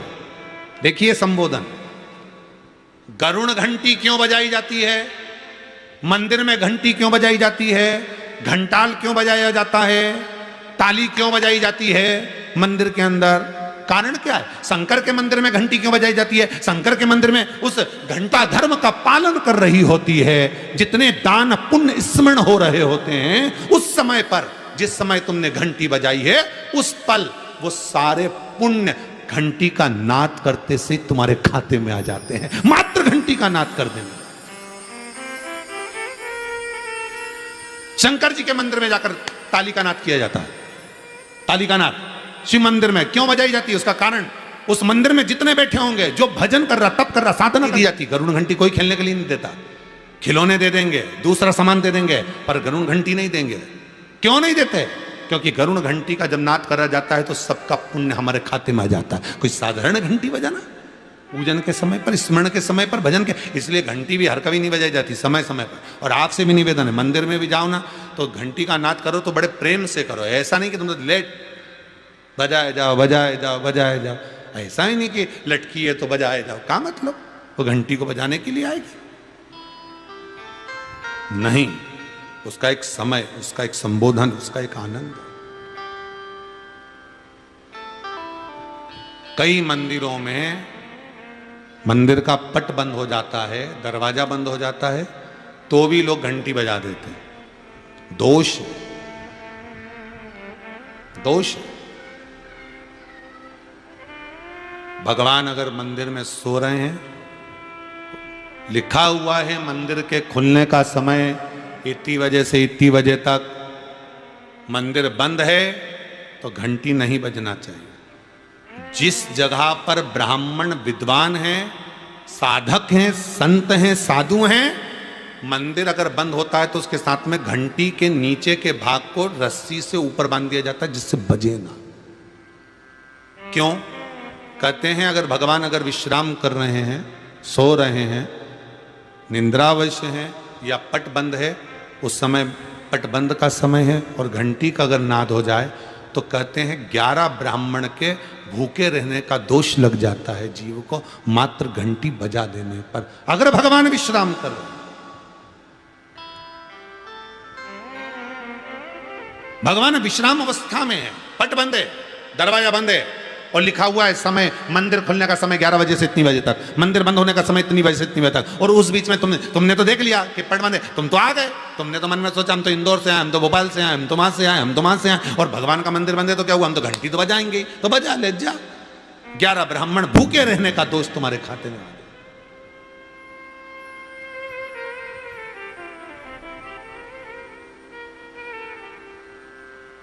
वो नाद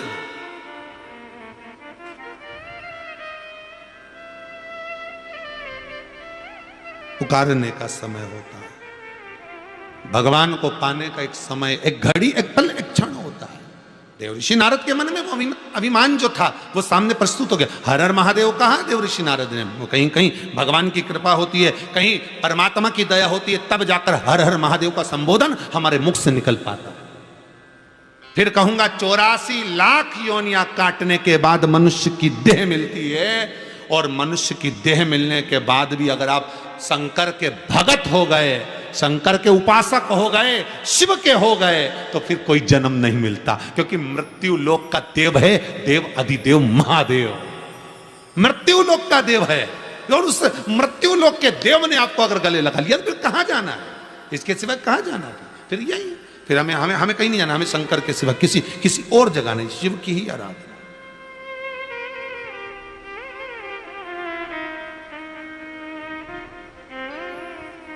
महाराज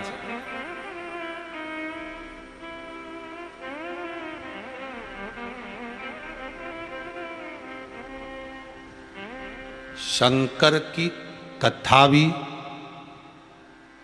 सही कहें, शंकर की कथा भी एक औषधि है, और शंकर की कथा भी एक शंकर से लगन लगाने का रोग भी है।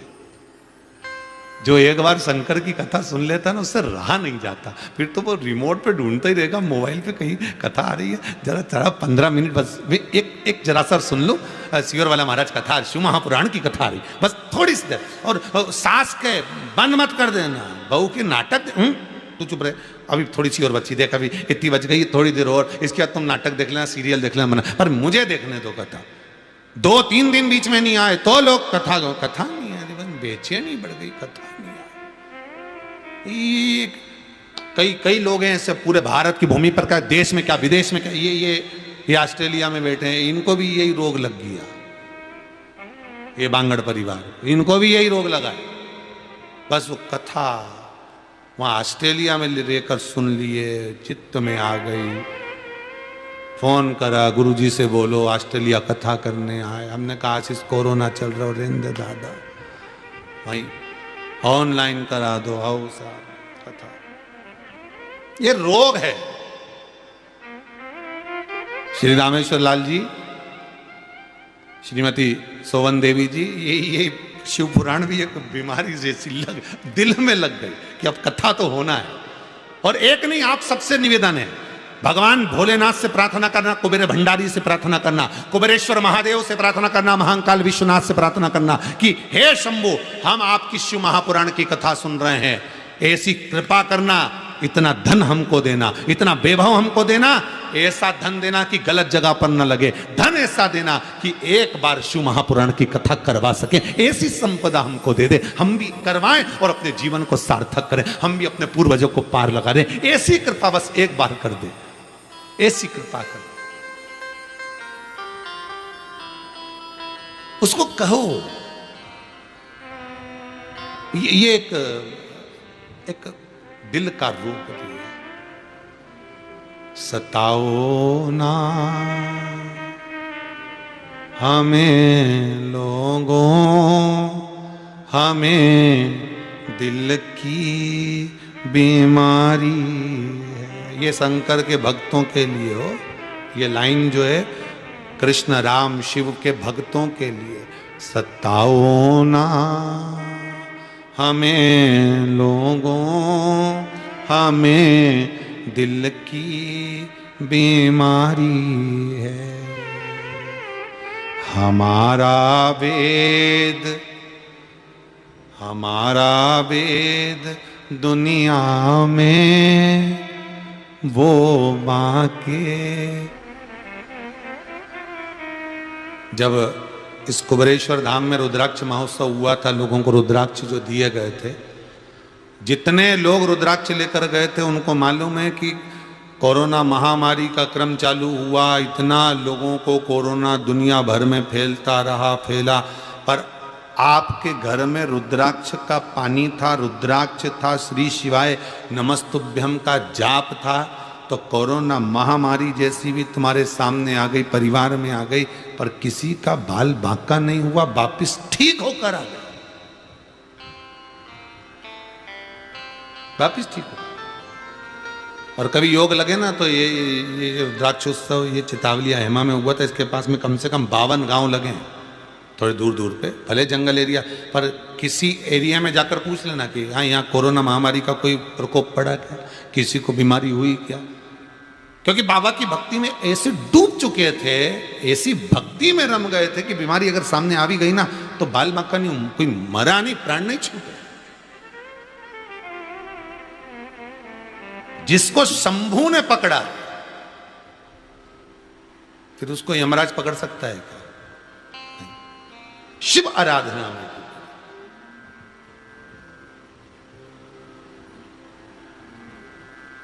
शंकर की आराधना और रुद्राक्ष शिव और गुरु, गुरु सतगुरु, इनको पहचानना बड़ा कठिन है।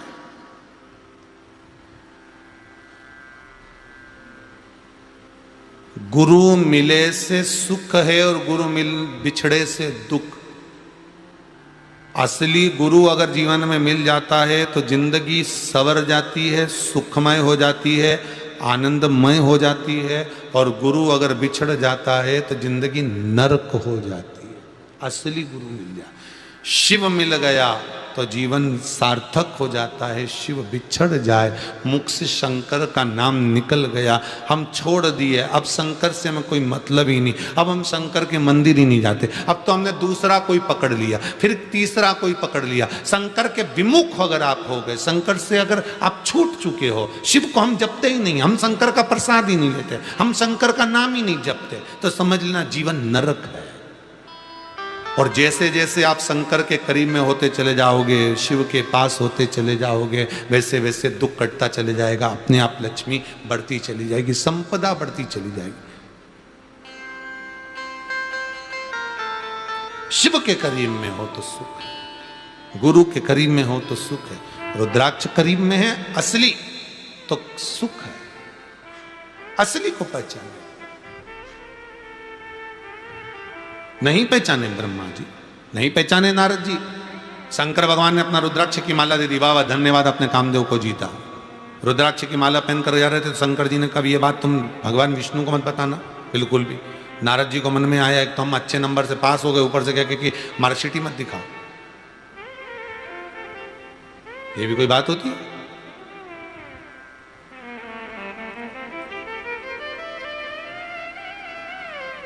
डिग्री, जिस क्लास में तुम पढ़े हो उस क्लास की डिग्री, उस क्लास की मार्कशीट,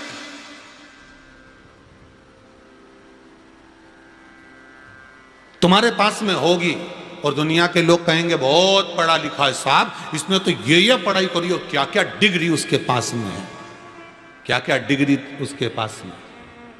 पर परमात्मा को ना तो तुम्हारी डिग्री से मतलब है, परमात्मा को ना तुम्हारी वो मार्कशीट से मतलब है। परमात्मा तो कि मेरी डिग्री है कि नहीं इसके पास में वो देखना पड़ेगा, इसके माता पिता ने इसको भजन का संस्कार दिया कि नहीं दिया, भक्ति का संस्कार दिया कि नहीं दिया, स्मरण का संस्कार दिया कि नहीं दिया, भगवान ये देखता है, भगवान ये देखता है। वो डिग्री होना चाहिए, वो डिग्री। अरे भजन भोले बाबा का करते रहोगे तो संसार सागर से तरते रहो।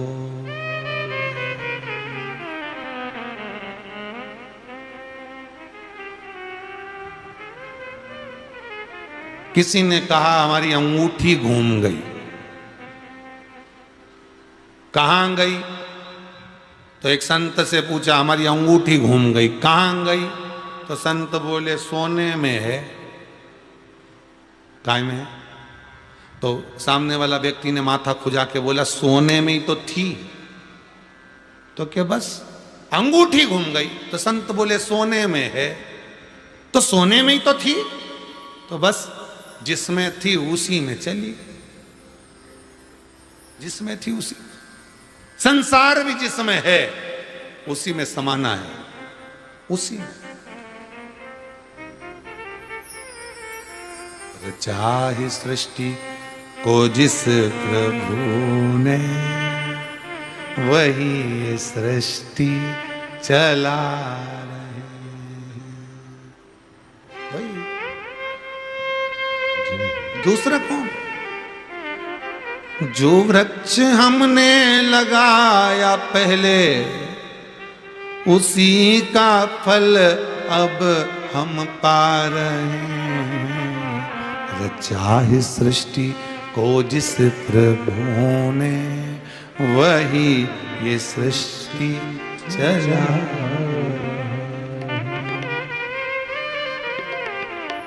इसी धरा से शरीर पाया, इसी धरा में फिर सब समाया। हे सत्य नियम यही धरा का, हे सत्य नियम यही धरा का। एक आ रहे हैं एक जा रहे हैं। रचा है सृष्टि को जिस प्रभु ने वही ये सृष्टि चला रहा है। रचा है सृष्टि को जिस प्रभु ने वही ये सृष्टि चला रहा है।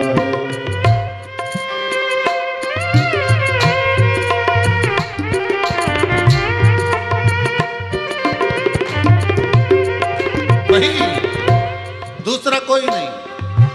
जो वृक्ष हमने लगाया पहले, जो वृक्ष हमने लगाया पहले, जो वृक्ष हमने लगाया पहले, जो वृक्ष हमने लगाया पहले, उसी का फल अब हम पा रहे हैं। रचा है सृष्टि को जिस प्रभु ने वही ये सृष्टि चला रहे हैं। रचा है सृष्टि को जिस प्रभु ने वही ये सृष्टि चला रहे हैं। भगवान जिसने रचा वही चला सकता। हमें लगता है हम चला रहे, हमको लगता है हमने कमाया, हमें लगता है हमने बनाया, कुछ भी तुम्हारा नहीं है, सब उसी ने बनवाया, उसी का है। भेजा उसने था, कोरोना महामारी फैलाई, उठा लिया। अटैक आ गया, शुगर बढ़ा दी, कोई बीमारी दे दी, उठा लिया। वो तुरंत भेजेगा भी, ले भी जाएगा, बराबर भी कर देगा, हिसाब पूरा लेवल का चलाता रहेगा। इधर लोग मर भी रहे थे कोरोना में और उधर लोग पैदा भी हो रहे थे कोरोना में, निभा रहा था। एक आ रहे हैं, एक जा रहे हैं, आ रहा है जा रहा है संसार। देवर्षि नारद के भीतर से अहंकार था, माला फेंक दी रुद्राक्ष की। रुद्राक्ष का यदि अपमान करे तो फिर जीवन सार्थक नहीं हो सकता। शंकर का अपमान करने वाला कभी सुखी नहीं रह सकता। नारद जी ने, देवर्षि नारद ने जाकर भगवान विष्णु से कहा, भगवान विष्णु ने उसका बंदर का मुख बनवा दिया, क्योंकि शिव की निंदा करने वाला, सुनने वाला दोनों बानर की योनि पाता, दोनों पशु की योनि पाता। समय आया, जो सती मैया जलकर भस्म हुई थी वही हिमालय राज की यहाँ प्रगति, उड़नी के साथ में शंकर भगवान का मंगल विवाह पार्वती के साथ हुआ। वही पार्वती।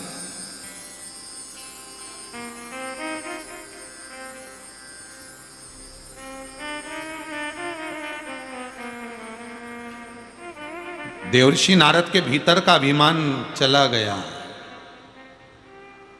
कई लोग ऐसे भी हैं जो कहेंगे इस रुद्राक्ष में क्या रखा है, ये तो 5 रुपया मिल जाए, 2 रुपया मिल जाए, 1 रुपये में मिल जाए। ऐसे कई रुद्राक्ष हम लाके दे देंगे, शंकर जी पे चढ़ा, पर मिल जाएगा बाजार में, 2 रुपये 1 रुपये का भी मिल जाएगा। पर हीरा को परखइयो राम कौन।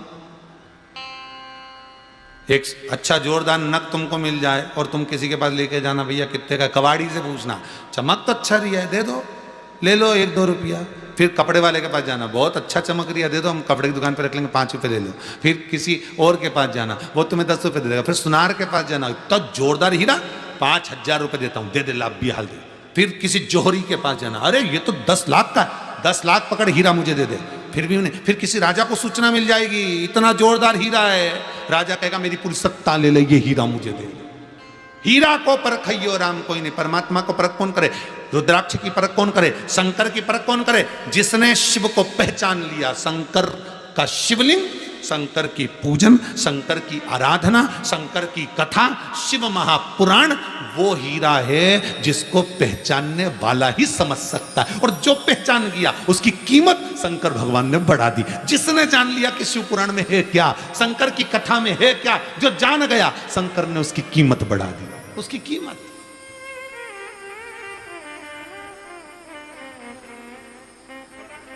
इसलिए बार बार आपसे कहते हैं, अपने अड़ोसी पड़ोसी धड़ोसी, अड़ोसी पड़ोसी पीछे वाले धड़ोसी, इधर वाली अड़ोसन, इधर वाली पड़ोसन, पीछे वाली धड़ोसन, सबको खबर कर दो। 2 बजे से 5 बजे तक कथा थी शिव मां, पर आज 2 बजे से 5 बजे तक रहेगी। कल की जो कथा रहेगी वो 1 बजे से 4 बजे तक रहेगी, ठीक है, केवल 1 दिन की कथा, कल की 1 से 4। फिर परसों की वापस 2 से 5 हो जाएगी। वो 1 से 4 इसलिए कोई कारणवश हो जाता है, चैनलों पर चलता रहता है। अब ये तो बाबा का योग आ रहता है ना, तो जैसे इधर हिला, इधर कहीं ना कहीं थोड़ा बहुत ऊंचा नीचा होता रहता है, वो तो चलता रहता है, कोई दिक्कत। तो वो 2 से 5 की जगह 1 से 4 भी हो सकता है, हो जाता है। कभी कभी सुबह सुबह मॉर्निंग वॉक करने जाते हो, रोज 5 बजे जाते हो, कभी 5:30 पे भी जा सकते हो, कोई जरूरी नींद लग गई तो उसमें कौन सी बड़ी बात है। ये तो अपने भगवान की, तो तुम ये मत सोचना हो। तो कल की जो कथा रहेगी वो कितनी बजे रहेगी, है? हाँ, तो जो सोने वाले व्यक्ति उनको क्या कहोगे कि तुम कल 1 से 4 मत सोना, 2 फिर 5 बजे के करीब में सो जाना। तो ये तो केवल कल की हो, परसों से तो फिर वही टाइम आ जाएगा, फिर वापिस देख लेंगे तेरा क्या होगा रे कालिया, ठीक है, फिर वापिस वही 2 से 5। अपने चिंता नहीं, कालों का काल महाकाल है। जो काल में घड़ी, जो समय पे कथा करा है अपन उस समय पे कर लो। जो समय महाकाल को सुनना होगी वो सुना देगा। हो सकता है कल अमावस्या दोपहर में, शाम को वही 4-5 बजे तक, इसलिए शंकर भगवान ने सोचा होगा कि अमावस्या में कल की कथा होना चाहिए, तो जीवों का कल्याण हो जाएगा। ना जाने कितने अधोगति में मरे हैं, उनका उद्धार हो जाएगा। इसलिए उनने सीधे चैनल से जोड़ा और के 5 बजे समापन होने वाली, 1 से चालू करो 4 बजे तक। तो भगवान ने कहा सबकी मुक्ति हो जाए, जितने अधोगति में मरे, जितने कैसी अवस्था में मरे, सबको तारने के लिए कल की अमावस्या की कथा 1 से 4, फिर नवरात्रे वापिस 2 से, फिर अपनी हुई 2 से 5 भजन कीर्तन। शिव पार्वती का मंगल विवाह हुआ, बड़े आनंद में भगवान की भक्ति को धारण करें। यहाँ पर भी मूछ वाले भैया आए खड़े हो गए, तो अपने को भी थोड़ा ध्यान रखना पड़ेगा समय अवस्था का। तो कल की कथा का वही समय रहेगा। शिव पार्वती का मंगल विवाह हुआ। आप सभी को भाव भक्ति से ये श्राद्ध पक्ष की जो अमावस्या है, जो लोग दान दे रहे हैं अपने पूर्वजों के लिए, अन्न क्षेत्र में